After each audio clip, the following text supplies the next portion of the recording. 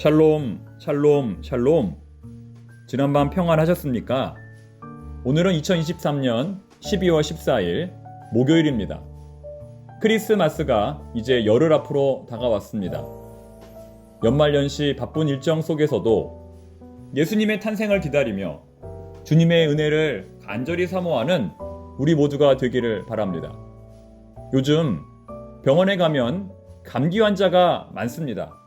오늘도 건강에 유의하시기 바랍니다. 오늘 설교의 제목은 지혜로운 사람의 세 가지 특징입니다. 지혜로운 사람은 어떤 특징을 가지고 있을까요? 첫 번째, 지혜로운 사람은 진실합니다. 지혜로운 사람은 거짓말을 하지 않습니다. 26절 말씀 읽어보겠습니다. 적당한 말로 대답함은 입맞춤과 같으니라. 적당한 말로 대답함은 입맞춤과 같으니라. 여기서 적당한 말이란 크게 세 가지를 의미합니다. 첫째, 법정에서 판사가 법을 따라 공정하게 재판하는 것입니다. 둘째, 증인석에서 증인이 사실대로 증언하는 것입니다. 셋째, 일상에서 사람들과 진실한 교제를 나누는 것입니다. 한마디로 말하면 진실한 사람이 진실한 친구를 얻게 된다는 것입니다. 사랑하는 교우 여러분, 여러분에게는 진실한 친구가 있습니까? 진실한 사람이 진실한 친구를 얻게 된다는 관점에서 현재 우리의 삶이 진실한 삶인지 한번 돌아볼 필요가 있습니다. 본문 23절과 24절 그리고 28절은 진실하지 않은 사람들의 경우입니다. 이것도 지혜로운 자들의 말씀이라. 재판할 때에 낯을 보아주는 것이 옳지 못하니라. 악인에게 내가 옳다 하는 자는 백성에게 저주를 받을 것이요 국민에게 미움을 받으려니와 너는 까닭없이 내 이웃을 쳐서 증인이 되지 말며 내 입술로 속이지 말지니라. 오늘날 우리 사회는 낯을 보아주는 경우가 많습니다. 공과 사를 구분하지 못하는 경우가 많습니다. 고양이 같으면 왠지 신뢰가 가고 고양이 다르면 의심부터 하게 되지요. 학연, 지연 등의 인맥을 사용하여 모르는 사람에게는 인색하고 아는 사람에게는 편애를 합니다. 하지만 오늘 성경의 말씀은 이와 같이 사람의 평판을 봐주는 것은 옳지 못하다고 말씀합니다. 특히 지도자가 이런 편파적인 태도를 지닌다면 결국은 국민들로부터 미움을 받게 될 것입니다. 지도자의 가장 중요한 요건 중에 하나는 바로 이 공정함입니다. 매사에 하나님과 사람 앞에서 공정하고 진실한 우리 모두가 될 수 있기를 바랍니다. 두 번째 지혜로운 사람의 특징은 우선순위를 구분하는 사람입니다. 27절 말씀. 내 일을 밖에서 다스리며 너를 위하여 밭에서 준비하고 그 후에 내 집을 세울지니라. 어떤 목적에 이르기 위해서는 가장 먼저 해야 할 일이 무엇인지 구별하고 그 일부터 순차적으로 처리해야 합니다. 여러분들은 이러한 우선순위를 잘 정하고 계십니까? 시간은 모든 사람에게 공평합니다. 하루, 일주일, 한 달, 1년, 그리고 더 나아가 10년, 20년. 시간은 모든 사람에게 공평합니다.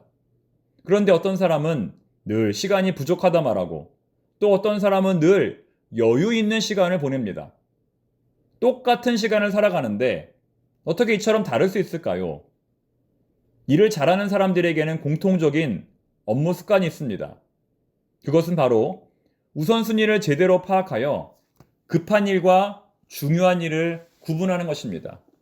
그리하여 중요하고 급한 일은 가장 먼저, 중요하지 않고 급하지 않은 일은 가장 나중에 처리하는 것입니다. 또한 시간을 보다 더 효율적으로 활용하기 위해서는 한 번에 한 가지 일에만 집중해야 합니다.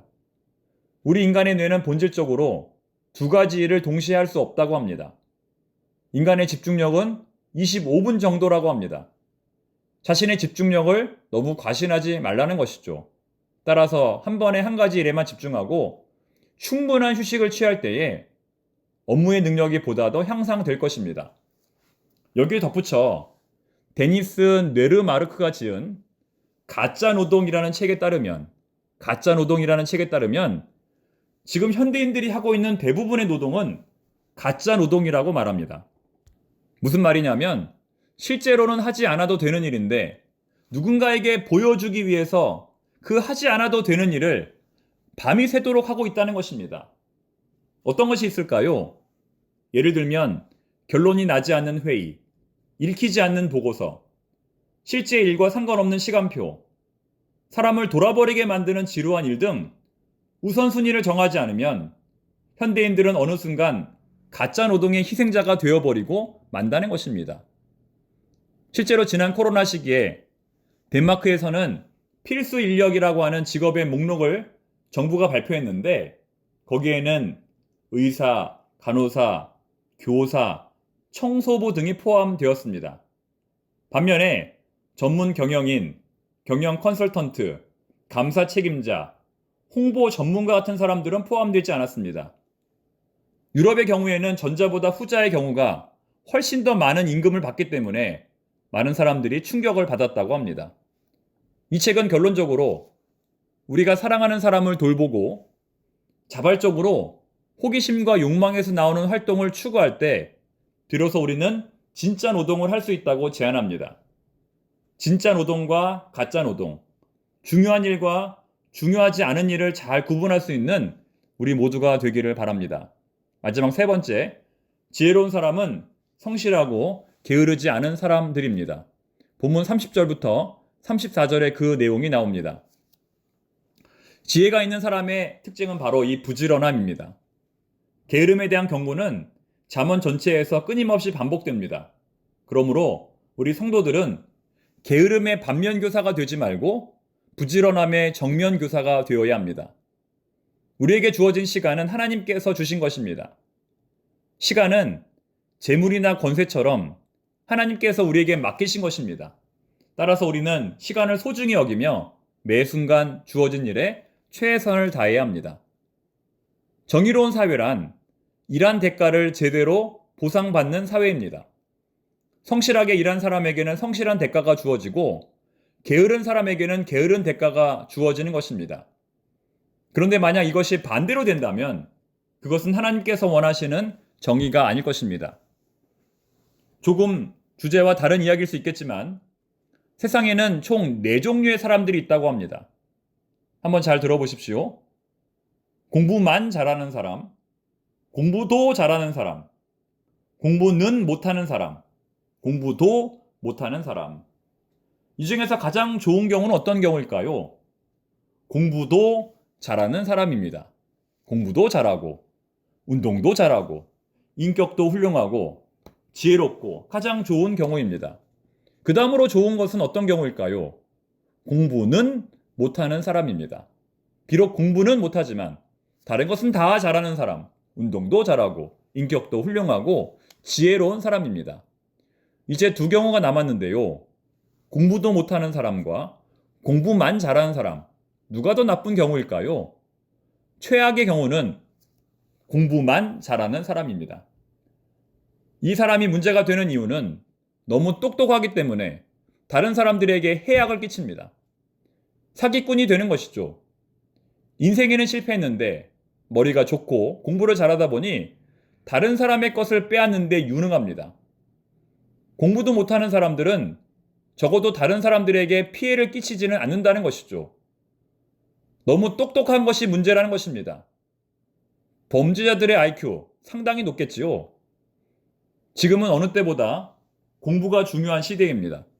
그런데 지나치게 공부만 강조하다 보니 우리의 자녀들이 공부도 잘하는 사람이 되어야 되는데 공부만 잘하는 사람이 되고 말았습니다.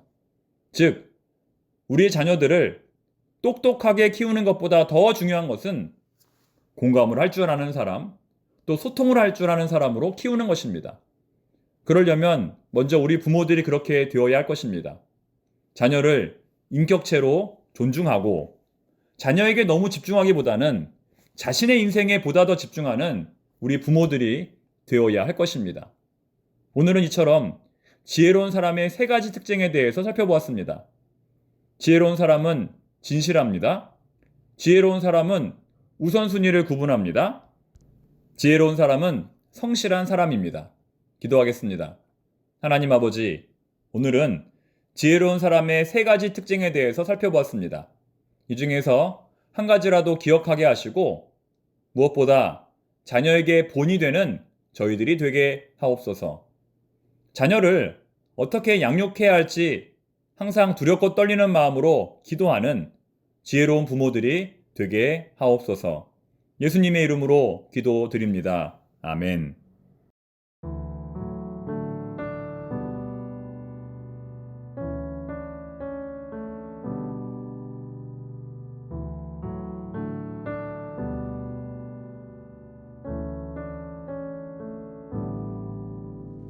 하나님 사랑 변치 않는다. 하나님 사랑 변치 않는다.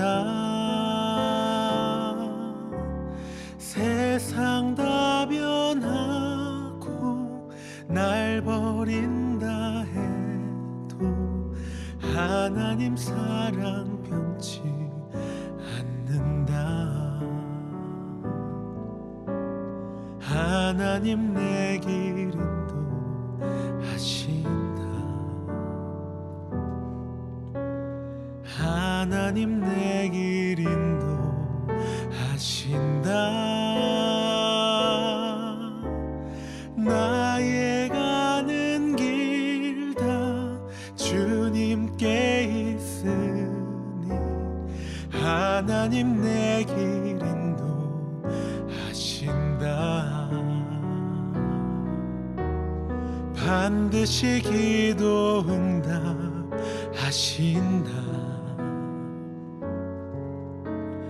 반드시 기도 응답하신다.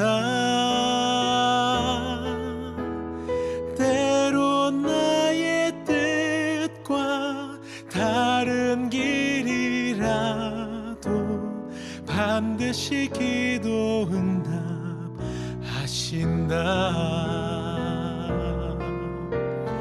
하늘의 것을 구하면 산다.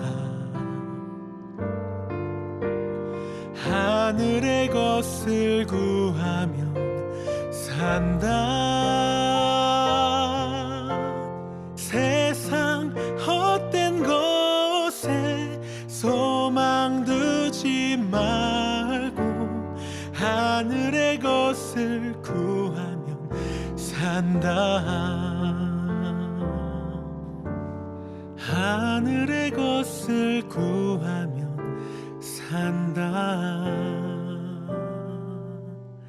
하늘의 것을 구하면 산다.